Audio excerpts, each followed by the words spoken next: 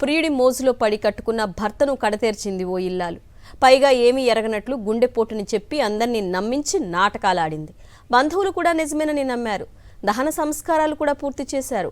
అయితే ఇది జరిగిన 3 నెలల తర్వాత సుపారీ తీసుకొని హత్య చేసిన వారిలో ఒకడు పోలీసుల ఎదుట లొంగిపోవడంతో అసలు మోసం బయటపడింది. హైదరాబాద్లోని యూసఫ్గూడలోని మధురానగర్ పోలీస్ స్టేషన్ పరిధిలో ఈ దారుణం చోటు చేసుకుంది. ఎల్లారెడ్డిగూడ జయప్రకాష్ నగర్లోని శిఖర అపార్ట్మెంట్స్లో విజయకుమార్ శ్రీలక్ష్మి దంపతులు నివాసం ఉంటున్నారు. ఈ క్రమంలో శ్రీలక్ష్మికి బోర్బండకు చెందిన రాజేష్ అనే వ్యక్తితో వివాహేతర సంబంధం ఏర్పడింది. ఎప్పటికైనా భర్తకు తెలిస్తే ఇబ్బందేమోనని అడ్డు తొలగించుకోవాలని అనుకుంది శ్రీలక్ష్మి. భర్తను చంపి ఆస్తి అమ్ముకొని డబ్బుతో ఎంజాయ్ చేద్దామని ప్లాన్ చేసింది.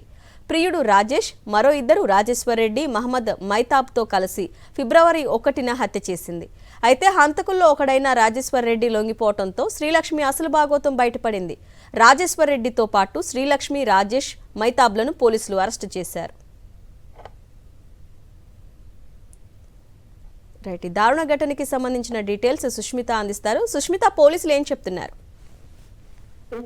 ఈ సంఘటన చూసుకుంటే 3 నెలల క్రితం జరిగింది. ఫిబ్రవరి 1వ తేదీన జరిగిన సంఘటన ఇది బయటికి రావడంతో కూడా పూర్తిగా ఎవరైతే హత్య చేయించారో వారి ముగ్గురు నిందితులు కాకుండా భార్య కూడా ఇప్పుడు ప్రస్తుతం కటకటాల వెనుక చేరింది. అయితే పూర్తిగా ఒకవైపు భర్త చనిపోయాడు, శ్రీలక్ష్మి కూడా జైల్లోకి వెళ్లడంతో కూడా పూర్తిగా పిల్లలు కూడా అనాథలైన పరిస్థితి. మొత్తంగా ఘటన చూసుకుంటే ఫిబ్రవరి 1వ తేదీన కూడా ప్రియుడి పైన మోజుతో, అంతేకాకుండా భర్తకున్న ఆస్తిని అన్ని ఎంజాయ్ చేసేందుకు కూడా ఇద్దరు ఒక పక్కా ప్లాన్ ప్రకారం ఒక సుపారీ తీసుకొని ఇద్దరు వ్యక్తులతో కూడా ఇంట్లోకి వెళ్లి అదే పని ఒక పక్కా ప్లాన్ ప్రకారం ఇంట్లో బాత్రూమ్ లో భర్త వచ్చేంత వరకు కూడా ఉంచి, ఆ తర్వాత భర్త వచ్చిన తర్వాత తలపైన ఒక గట్టిగా కొట్టడంతో కూడా భర్త అక్కడికక్కడే చనిపోయాడు. అయితే పూర్తిగా విజయంలో చూసుకుంటే భార్య శ్రీలక్ష్మి, భర్త విజయ్ కుమార్ కూడా తెలుస్తుంది. విజయ్ కుమార్ పూర్తిగా అక్కడికక్కడే చనిపోయారు. అయితే చనిపోయిన సమయంలో కూడా అతను హార్ట్ అటాక్ తో చనిపోయి హార్ట్ అటాక్ రావడంతో కూడా గోడకు తగలడంతో దెబ్బ తగిలిందని కూడా పూర్తిగా బంధువులందరినీ కూడా శ్రీలక్ష్మి నమ్మించింది. ఈ నేపథ్యంలో కూడా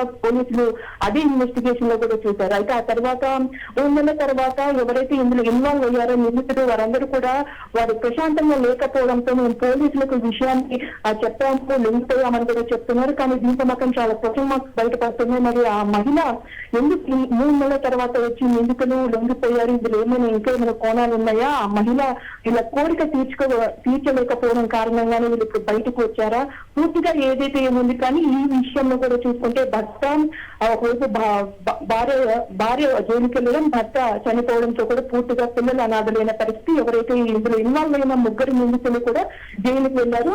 ఇందులో పూర్తిగా పోలీసులు కూడా ఇన్వాల్వ్ అయ్యి దర్యాప్తు చేసిన పరిస్థితి అయితే కనిపిస్తున్నాయి. Sushmita, thank you.